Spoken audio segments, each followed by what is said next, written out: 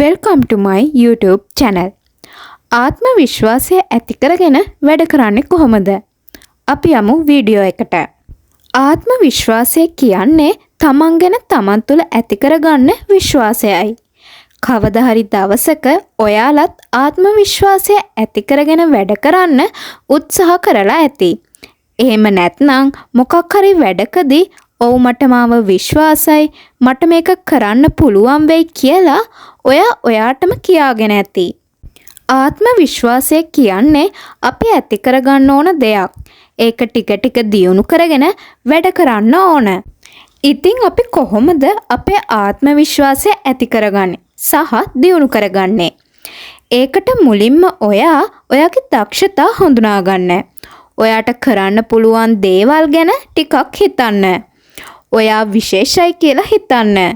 ඔයාගේ අඩුපාඩු දුර්වලතා මොනවද කියලා හඳුනා ගන්න. ඔයාගේ දක්ෂතා වැඩි දියුණු කරගන්න උත්සාහ කරන්න. ධනාත්මකව හිතන්න. ධනාත්මකව එක්කෙන්න. හැම වෙලාවකදීම පොසිටිව් විදිහට හිතන්න පුරුදු වෙන්න. එක්සෑම් එකකදී ඔව් මට එක්සෑම් එක හොඳට ගොඩ දාන්න පුළුවන් වෙයි කියලා හිතන්න. ඉන්ටර්විව් එකකදී මං නම් මේ ඉන්ටර්විව් එකෙන් සිලෙක්ට් වෙයි කියලා හිතන්න. ඔයාව පහලට ඇදලා දාන විදිහට ඔයා ගැන හිතන්න එපා. ඒ වගේම හොඳ මිනිස්සු ආශ්‍රය කරන්න. ඔයාට මේක කරන්න බෑ කියලා ඔයාව අධෛර්යමත් කරන මිනිස්සුන්ගෙන් ඈත් වෙන්න. ඔයාව දිරිමත් කරන මිනිස්සු සමග හැමදාම එකතු වෙලා ඉන්න.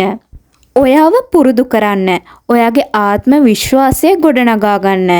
ඔයාගේ දක්ෂතා වැඩි දියුණු කරගන්න නිතරම පුරුදු පුහුණු වෙන්න. හැමදාම ඔයාව මොටිවේට් කරගන්න.